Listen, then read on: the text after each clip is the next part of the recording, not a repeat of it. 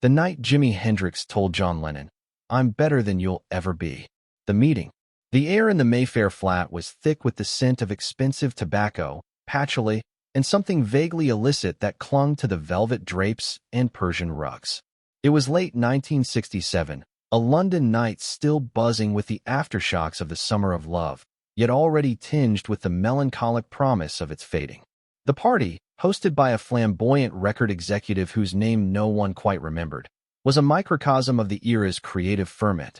Artists, musicians, poets, and hangers-on mingled, their voices a low hum beneath the insistent throb of a new cream track spinning on a Garrard turntable. John Lennon, perched precariously on the armrest of a Chesterfield sofa, nursed a lukewarm gin and tonic. His eyes, usually alight with a sardonic glint, were a little weary tonight, perhaps from the endless demands of fame or the subtle weight of expectation that now followed every utterance.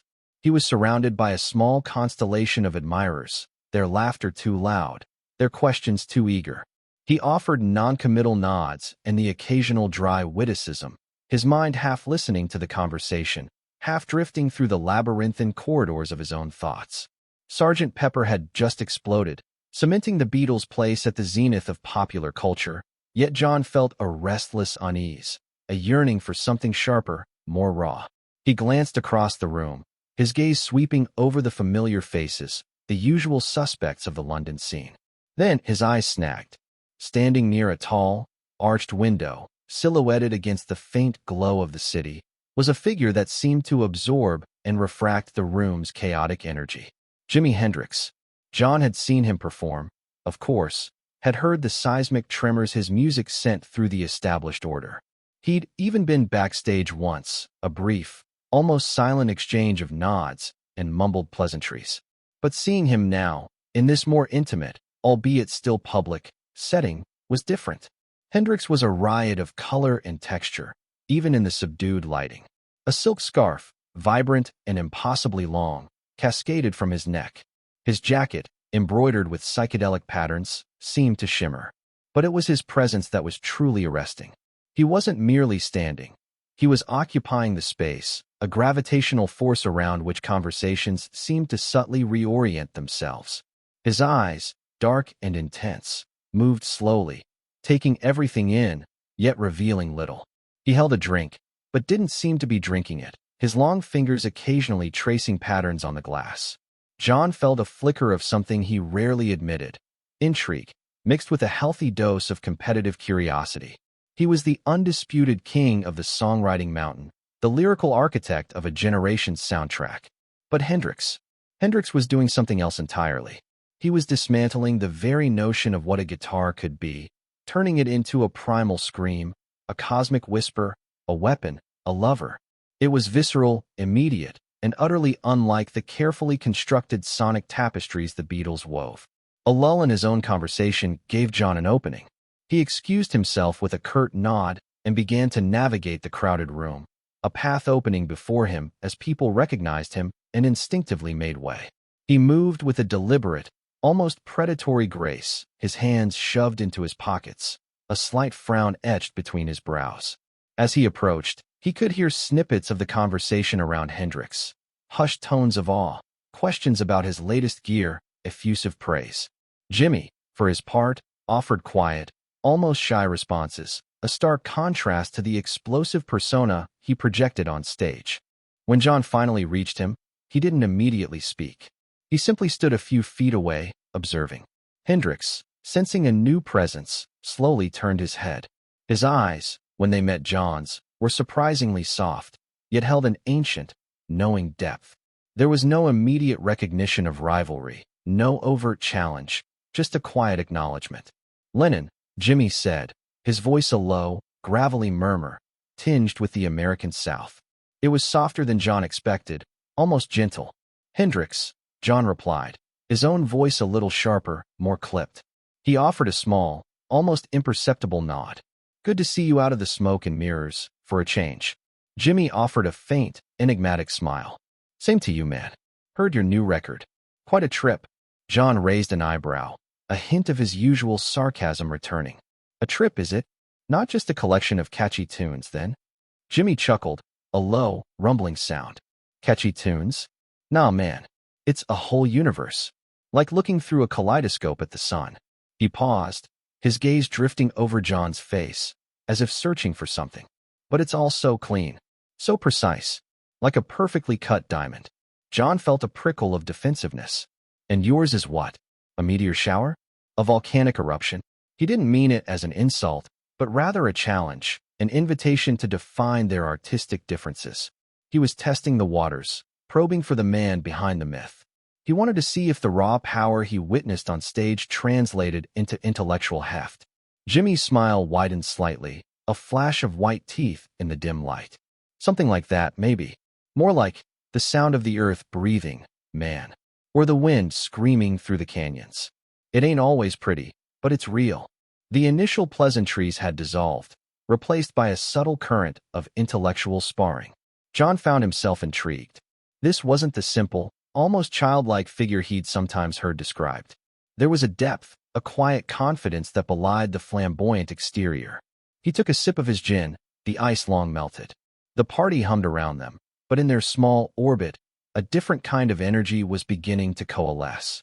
Two titans, from different musical planets, had finally found themselves on common ground, and the air was charged with the unspoken question of who would claim dominion. If you're captivated by this hypothetical meeting of rock legends, imagine the other untold stories we'll uncover. Subscribe to our channel for more deep dives into music history, fictional narratives, and thought-provoking discussions about the artists who shaped our world. Don't miss out on future content. Hit that subscribe button now. John shifted his weight, leaning back against the cool glass of the window, his eyes still fixed on Jimmy.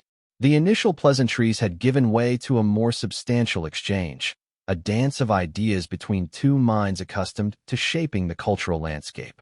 John, ever the provocateur, decided to push further. Real, you say? John mused, a cynical edge to his voice. Isn't all music real in its own way? A perfectly crafted pop song, a symphony, a blues wail, they all come from somewhere, don't they? From a feeling, an idea. He gestured vaguely with his glass. Or are you suggesting there's a hierarchy of realness? That your earth-breathing is somehow more authentic than my kaleidoscope at the sun? Jimmy's gaze didn't waver. He seemed to consider each word carefully before responding, a stark contrast to John's rapid-fire intellect. Authenticity ain't about where it comes from, man. It's about where it goes, what it does to you. Your music, it makes people think, it makes them feel good, it makes them sing along. It's beautiful, like a painting you can hang on your wall and admire. He paused, a thoughtful frown creasing his brow. My music, it's more like a storm. It hits you. It shakes you up.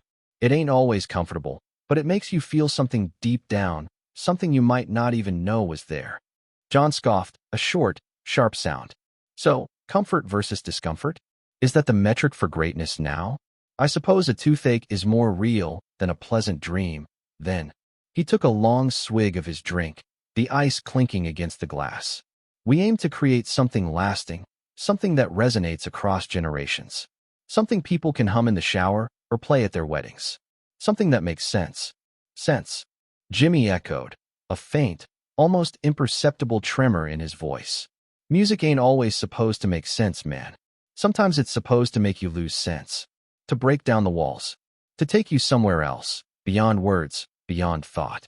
That's where the real magic happens, in the spaces between the notes, in the feedback, in the way the sound just is. He leaned slightly closer, his eyes burning with an intensity that momentarily disarmed John.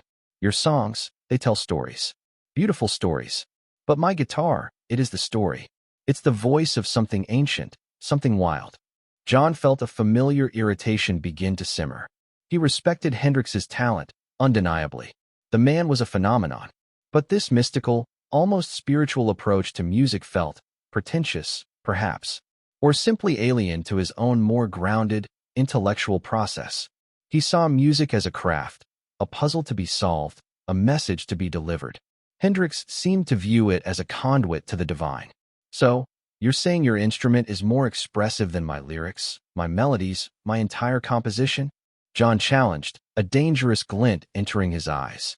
that a series of distorted notes can convey more than a carefully chosen phrase, a perfectly placed chord change. He was pushing now, deliberately trying to provoke a reaction, to peel back the layers of Jimi's quiet confidence. Jimi didn't rise to the bait with anger. Instead, he seemed to retreat inward for a moment, his gaze distant, as if listening to an unheard symphony. It's not about more expressive, man. It's about different expressive. Your words, they paint pictures. They tell you what to think, what to feel. My sound, it just is. It lets you feel whatever you need to feel. It's raw. It's pure.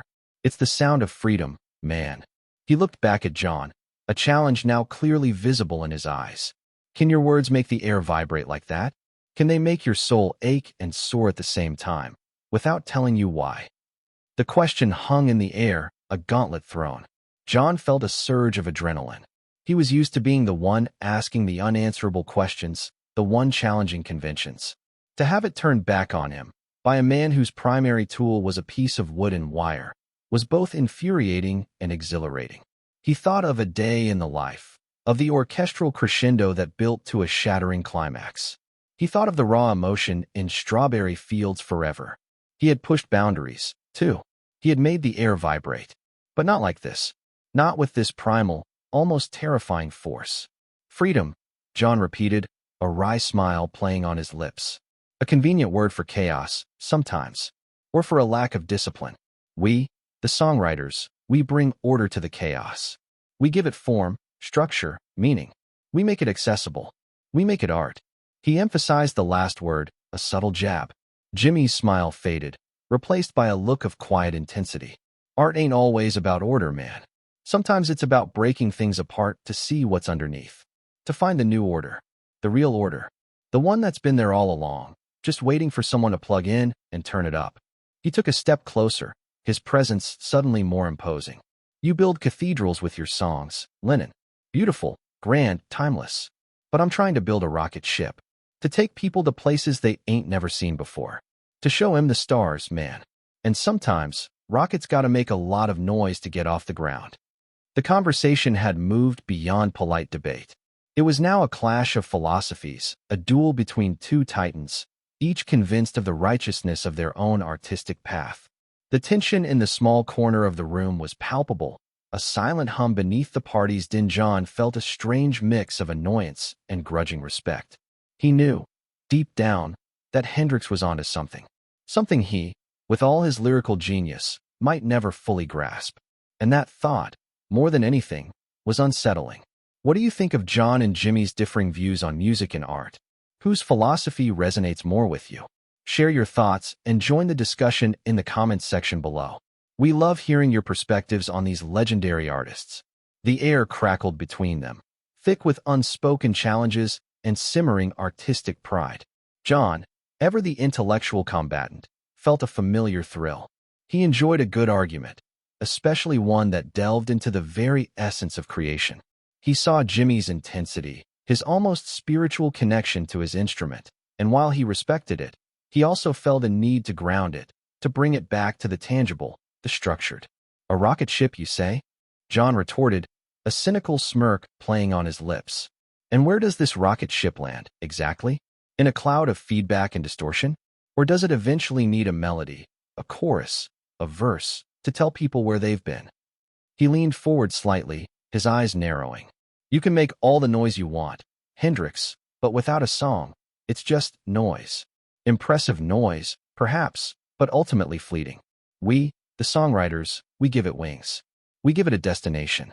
Jimi's expression hardened, the gentle quality in his eyes replaced by a fierce, almost defiant glint. He had listened patiently to John's intellectual dissection, his rational arguments for structure and accessibility.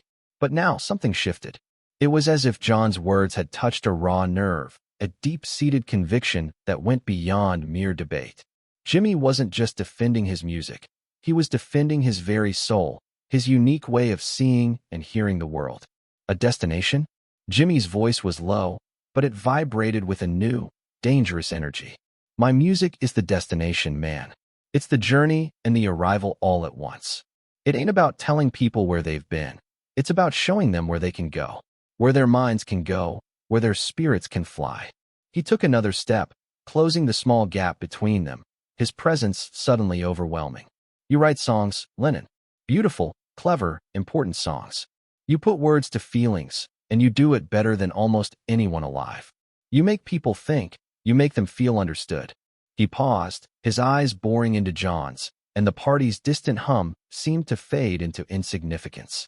But I don't just write songs, man. I become the music. I become the sound. I channel something bigger than myself, something that speaks directly to the soul, without needing a single word to explain it. His voice rose slightly, a raw edge entering it. You can write all the lyrics you want. You can craft all the melodies. You can build all your beautiful cathedrals of sound, but you'll never touch the raw, untamed power that I can pull from this instrument. You'll never make it scream and cry and sing like I can. You'll never make it feel like I can. Then, the words came, delivered with a quiet, devastating certainty that cut through the air like a razor. Because, Lennon, Jimi said, his voice dropping to a near whisper, yet carrying an undeniable weight. When it comes to making this thing truly sing, truly live, I'm better than you'll ever be. The statement hung in the air, a sudden, shocking declaration. It wasn't shouted in anger, nor delivered with overt arrogance. It was a statement of absolute, unshakable conviction, born from a profound belief in his own unique gift. It was the truth as Jimi Hendrix knew it, spoken with the quiet authority of a prophet. John Lennon, for perhaps the first time in a long time, was speechless. His cynical smirk vanished, replaced by a look of stunned disbelief, then a flicker of raw anger. His jaw tightened, and his eyes, usually so quick to deflect or retort, were momentarily wide with shock. He had expected a spirited defense, a philosophical counterargument, perhaps even a boast. But not this. Not a direct, unequivocal claim of superiority, delivered with such calm certainty. The surrounding party, which had faded into the background, now seemed to press in, its sound suddenly too loud, too intrusive. Had anyone else heard? John glanced around, but no one seemed to have noticed the seismic shift in their conversation. They were in their own bubble, a crucible of artistic ego and raw talent. A vein throbbed in John's temple. His first instinct was to lash out, to unleash a torrent of his legendary wit and sarcasm, to dismantle Hendrix's claim with intellectual precision. Better? How could a guitarist, no matter how brilliant, claim to be better than a songwriter who had penned Yesterday, Strawberry Fields, A Day in the Life? It was an affront to his entire artistic identity, to the very foundation of his genius. Yet, beneath the anger, a tiny, insidious seed of doubt began to sprout. He had seen Jimi play. He had witnessed the almost supernatural connection between the man and his instrument.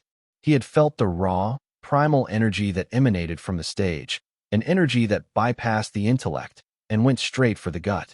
Could it be true? Could there be a form of musical expression, a depth of connection to sound, that transcended even his own lyrical and melodic mastery? The thought was unsettling, almost terrifying. Jimi, having delivered his pronouncement, simply stood there, his gaze unwavering, his expression unreadable. He wasn't waiting for an apology or a concession. He had simply stated his truth. And in that moment, the Mayfair flat, the party, the entire London scene, seemed to shrink, leaving only these two giants, locked in a silent, profound confrontation. The challenge had been laid bare, and its implications would reverberate far beyond this smoky room. Did that moment send shivers down your spine? If you're enjoying this intense fictional encounter, please give this video a like. Your support helps us create more compelling stories and analyses of music's most iconic figures. Hit the like button and let us know you're with us. The silence that followed Jimi's declaration stretched, taut and heavy, between them. John's initial shock gave way to a complex swirl of emotions: indignation, a flash of competitive fury, and, surprisingly, a grudging, almost imperceptible tremor of understanding. He wanted to dismiss it, to laugh it off as the arrogant bluster of a flashy showman. But he couldn't. The conviction in Jimi's eyes, the quiet power of his delivery, made it impossible to simply brush aside. John finally broke the silence, his voice low, tinged with a dangerous calm. Better, you say? Better at what, exactly? Making noise? Setting fire to your instrument? or better at connecting with millions, at writing songs that become the soundtrack to people's lives. He was trying to regain control, to reframe the argument on his own terms, where his strengths were undeniable. Jimi didn't flinch. Better at making the guitar sing, man. Better at making it cry. Better at making it tell stories that words can't even touch. Better at making people feel something they ain't got no name for. His voice was still quiet, but it carried an unshakable authority. Your songs, they're like beautiful poems. Mine are like thunder and lightning. You can admire a poem, but you feel the storm in your bones. John turned away, walking a few paces to stare out the window at the glittering London nightscape, his back to Jimi. He ran a hand through his already disheveled hair. The audacity of it. The sheer, unmitigated gall. Yet, a part of him, the deeply insecure artist beneath the layers of wit and bravado, recognized a truth he rarely acknowledged. He was a master of words, of melody, of structure. But there was a raw, untamed element to music that he, for all his genius, perhaps hadn't fully tapped. He thought of the primal scream therapy he'd later explore, the yearning for an unfiltered emotional release. Hendrix seemed to have found it already, channeled through 6 strings and a wall of amplifiers. He remembered seeing Hendrix at Monterey, the sheer, unadulterated spectacle of it. The guitar writhing, screaming, then being sacrificed in a fiery ritual. It wasn't just showmanship, it was a communion, a channeling of something ancient and powerful. John, for all his intellectual prowess, had never quite achieved that level of visceral, almost shamanistic connection to his art. He crafted, he composed, he articulated. Hendrix became. Jimi, meanwhile, watched John's retreating back, a flicker of something akin to regret, but mostly a quiet resolve, in his eyes. He hadn't meant to wound, not truly. He had simply spoken his truth, a truth born from years of struggle, of pushing boundaries, of hearing sounds in his head that no one else seemed to comprehend. He knew Lennon was a giant, a lyrical genius whose songs would echo through eternity. But Jimi also knew what he could do, what he had to do, with his instrument.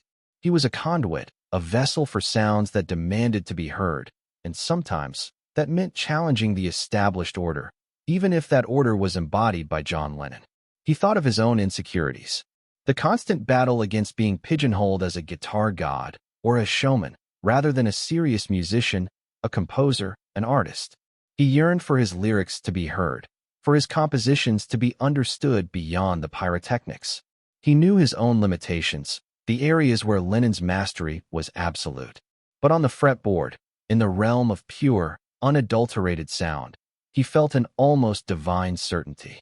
John turned back, his expression now a complex mask of defiance and grudging respect. "So you think your thunder and lightning will last longer than my poems?" he challenged, his voice regaining some of its usual bite, but with a new, thoughtful undertone. "That the raw, untamed will outlive the carefully constructed?" Jimi met his gaze directly. "It ain't about lasting longer, man. It's about what it does while it's here. Your poems, they build monuments. My thunder, it shakes the ground. Both leave their mark, just different kinds of marks." He paused, a faint, almost wistful smile touching his lips. "Maybe your monuments need my thunder to remind people what the earth sounds like before it was paved over." A strange, almost uncomfortable silence descended again. It wasn't hostile, not anymore. It was a silence of mutual acknowledgement, of 2 artists, each at the pinnacle of their respective crafts, recognizing the immense power and unique contribution of the other, even as they asserted their own.